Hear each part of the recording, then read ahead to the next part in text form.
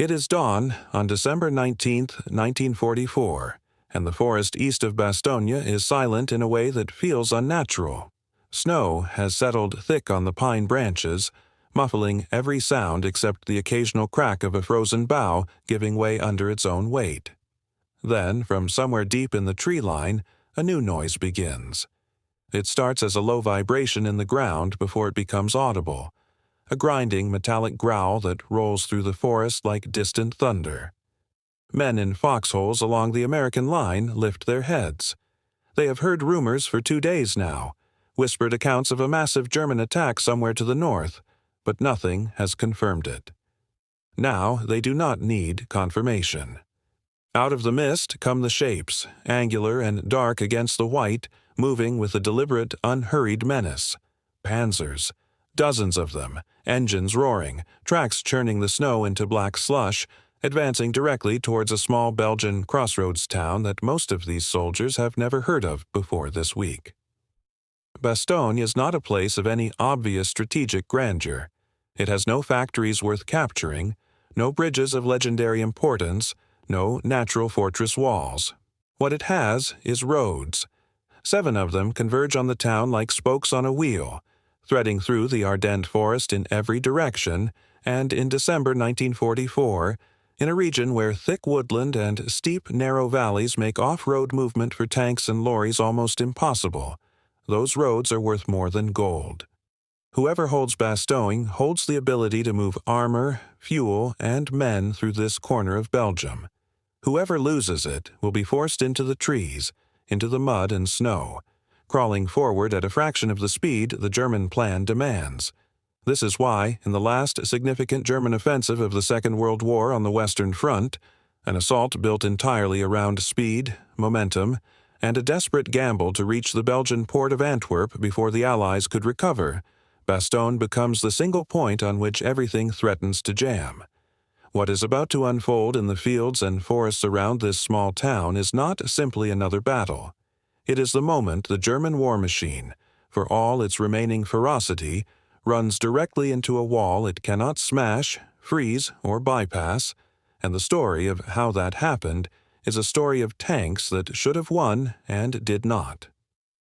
By the winter of 1944, the German army faced a problem that had no good answer. The Allies had broken out of Normandy in August, swept across France in weeks, and stood, by autumn, on the very border of the Reich itself. Germany's fuel reserves were dwindling to a fraction of what modern mechanized war required, its factories were under near constant bombardment, and its manpower pool, drained by 5 years of fighting on 2 fronts, was being refilled with boys of 16 and men well past fighting age. Adolf Hitler's answer to this collapsing situation was audacious to the point of fantasy. He proposed a massive armored thrust through the Ardennes, the same forested region the Wehrmacht had used to stunning effect in 1940, intended to split the American and British armies, recapture Antwerp, and force a negotiated peace in the West before turning fully to face the Soviets in the East. It was, on paper, the kind of gamble that had worked before. In practice, by December 1944, Germany simply did not possess the resources to make it work a second time. The numbers tell the story starkly. The offensive, codenamed Wacht am Rhein, would eventually commit around 400,000 German soldiers and roughly 1,400 tanks and assault guns, an extraordinary concentration of force scraped together from a nation that could barely feed itself. But fuel was the fatal weakness baked into the plan from its very conception. German planners knew they did not have enough petrol to get their panzer divisions all the way to Antwerp. The entire strategy depended on capturing Allied fuel depots along the way, an assumption so precarious that it bordered on wishful thinking. Add to this an American army that, while caught genuinely by surprise in the opening hours, possessed something the Germans could no longer match. Total air superiority once weather-cleared, seemingly bottomless supplies of fuel and ammunition, and crucially, small pockets of determined defenders willing to hold ground against overwhelming odds, buying time the Germans could not afford to lose. Existing German solutions to this fuel and mobility crisis, faster refueling, captured stockpiles, rationed advances, all failed to address the central impossibility. You cannot outrun your own logistics indefinitely, and every hour spent besieging a stubborn crossroads town was an hour the entire offensive could not survive. At the center of this crisis, quite unexpectedly, sat Bastogne. The town had not been the primary objective for the German High Command. Field Marshal Walter Model and General Hasso von Manteuffel, commanding the 5th Panzer Army, had intended simply to bypass the town, throwing a screening force around it while the main panzer columns of the 2nd Panzer Division and Panzer Lehr Division pushed on towards the Meuse River. This is where the technical and tactical story becomes genuinely fascinating, because the vehicles Germany sent towards Bastogne represented some of the most formidable armor of the war, yet found themselves undone by a combination of terrain, weather, fuel scarcity, and a defense that simply refused to break. Panzer Lehr, commanded by the highly capable Fritz Bayerlein, was in theory an elite formation, built originally from training and demonstration units and stocked with a mixture of Panzer IV medium tanks and the more formidable Panther, a machine that by 1944 outclassed almost anything the Americans could put into the field in a direct tank duel. The Panther weighed around 45 tons, roughly the mass of 6 or 7 double-decker buses stacked together, and carried a long-barreled 75mm gun capable of punching through the frontal armor of an American Sherman tank at ranges where the Sherman's own gun could barely scratch the Panther's sloped front plate.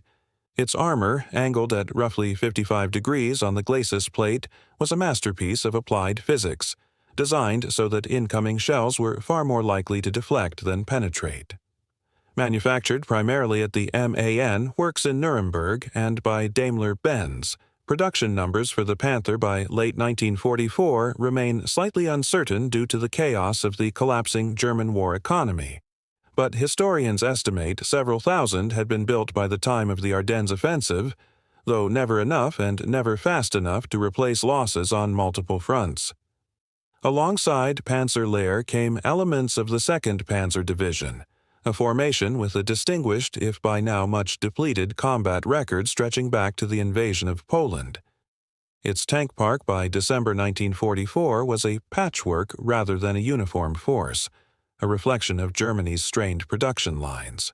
Panzer IVs, the workhorse medium tank that had formed the backbone of German armored divisions since the start of the war, sat alongside Panthers and a scattering of the ungainly but formidable Jagdpanzer tank destroyers, low-slung vehicles built on existing chassis and fitted with powerful guns but no rotating turret, a design choice driven purely by the need to build heavily armed vehicles faster and more cheaply than a fully turreted tank allowed. Crews were similarly mixed in quality. Some were veterans of the Eastern Front, hardened by years of brutal fighting against the Soviets, while others were replacements rushed through truncated training programs, thrown into the crews of Germany's most sophisticated armored vehicles with only a fraction of the preparation such complex machines demanded. A Panther required a driver capable of managing a temperamental gearbox and an engine prone to catching fire if poorly maintained, faults that had plagued the type since its disastrous combat debut at Kursk in 1943 and were never entirely engineered out. Sending half-trained crews into these machines, in the depths of a Belgian winter, against defenders who had nothing left to lose, was itself a quiet admission of how thin German resources had become. Yet a tank, however brilliant its engineering, is only as effective as the roads beneath it and the fuel in its tank, and this is precisely where the German plan around Bastogne began to unravel. The narrow, icy country lanes of the Ardennes, never designed for vehicles of this weight, quickly became choked with traffic. A single disabled tank or lorry could block an entire route for hours. Fog and low cloud in the opening days of the offensive had grounded Allied aircraft, a rare gift to the Germans, but as the skies began to clear from December 23rd onwards, American and British fighter bombers returned to hunt the stalled columns from above, turning the very roads the Germans needed into killing zones. Bayerlein's forces found themselves diverting further and further from their intended route. burning precious fuel on detours through villages never marked as objectives, all while a scratch force of American paratroopers and stragglers dug in around Bastogne itself with an obstinacy nobody had quite anticipated. If this sounds like the beginning of an inevitable German failure, it did not feel that way to the soldiers actually living through it. If you are finding this interesting, a quick subscribe helps more than you know, because the story only becomes more remarkable from here. The fighting that developed around the perimeter of Bastogne in the days before and after the full encirclement was not a single dramatic clash but a series of smaller, brutal engagements at outlying villages, each one buying the defenders inside the town a little more time. At Neuville, a scratch force of tanks from the 10th Armored Division and paratroopers from the 101st held a hopelessly exposed position against elements of the 2nd Panzer Division for the better part of 2 days, in fog so thick that German tanks sometimes appeared only meters from American positions before either side realized the other was there. Sherman tank crews, knowing full well that a frontal shot from their 75mm guns would likely bounce off a Panther's glacis plate, learned quickly to hold fire until they could maneuver for a shot at the thinner side or rear armor, a tactic that demanded nerve as much as skill given the seconds it cost while a Panther's own gun tracked towards them. At Foy and Ricoguen to the north, and along the southern approaches near Marvy, similar small-scale actions ground on through the worsening cold, each village changing hands or holding under pressure just long enough to disrupt the rigid timetable the German plan depended upon.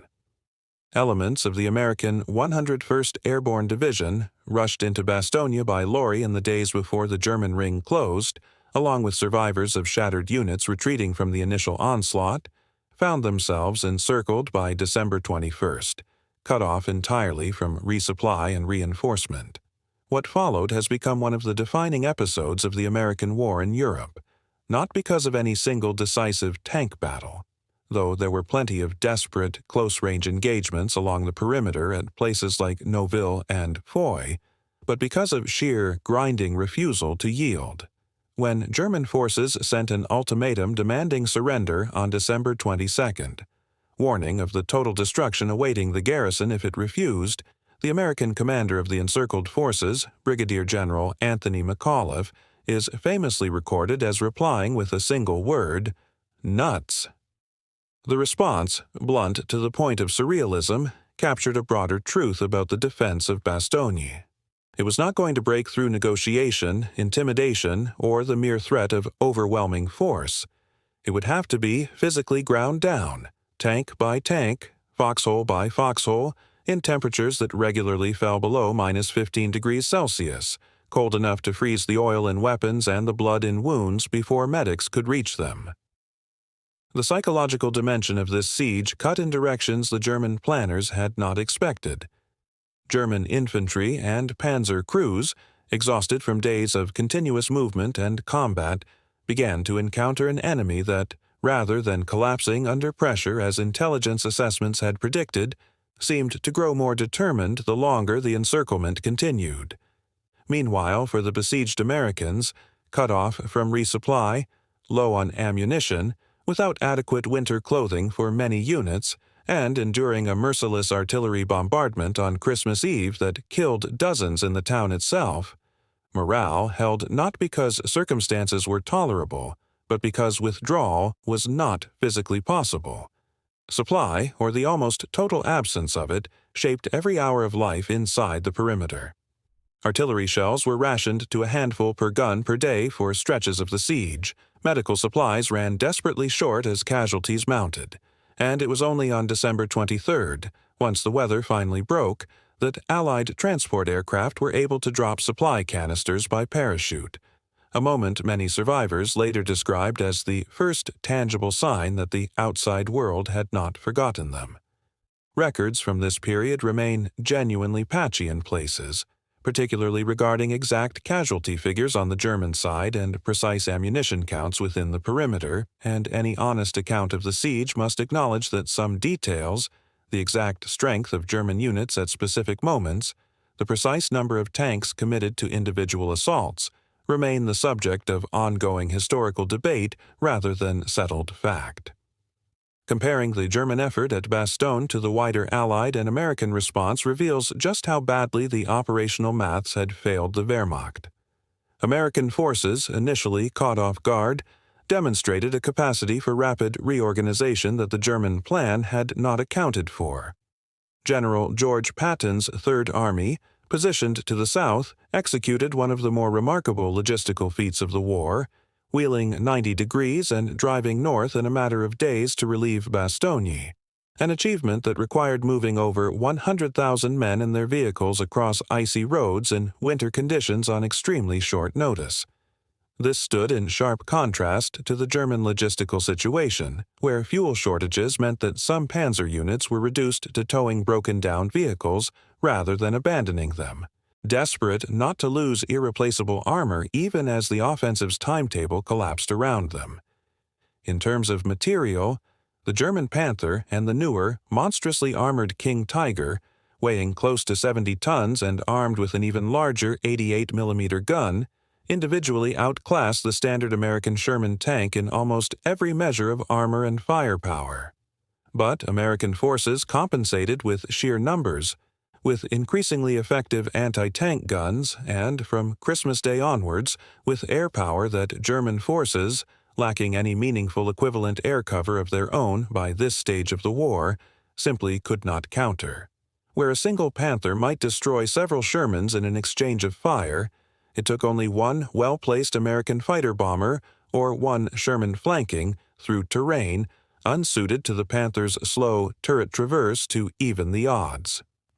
There is also the question of how the two sides adapted their doctrine under pressure, which reveals another layer of the imbalance. German commanders, trained for years in a doctrine built around speed, encirclement, and the psychological collapse of a surrounded enemy, found their playbook simply did not apply to an opponent who declined to recognize that collapse was the appropriate response to encirclement.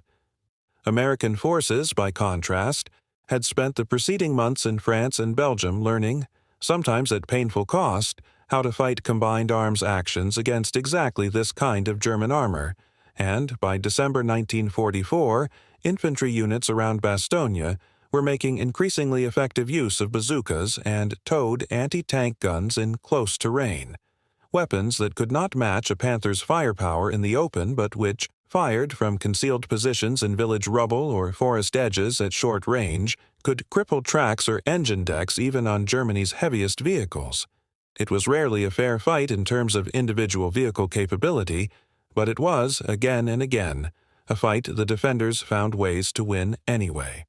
By December 26th, lead elements of Patton's relief force broke through the German encirclement, opening a narrow corridor into Bastogne that would widen over the following days.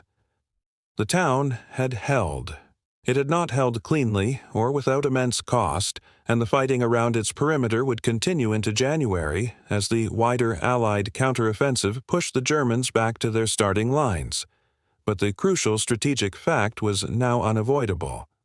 The German timetable, always fragile, always dependent on speed and captured fuel that never materialized in sufficient quantity, had been broken at Bastogne as surely as anywhere else along the front.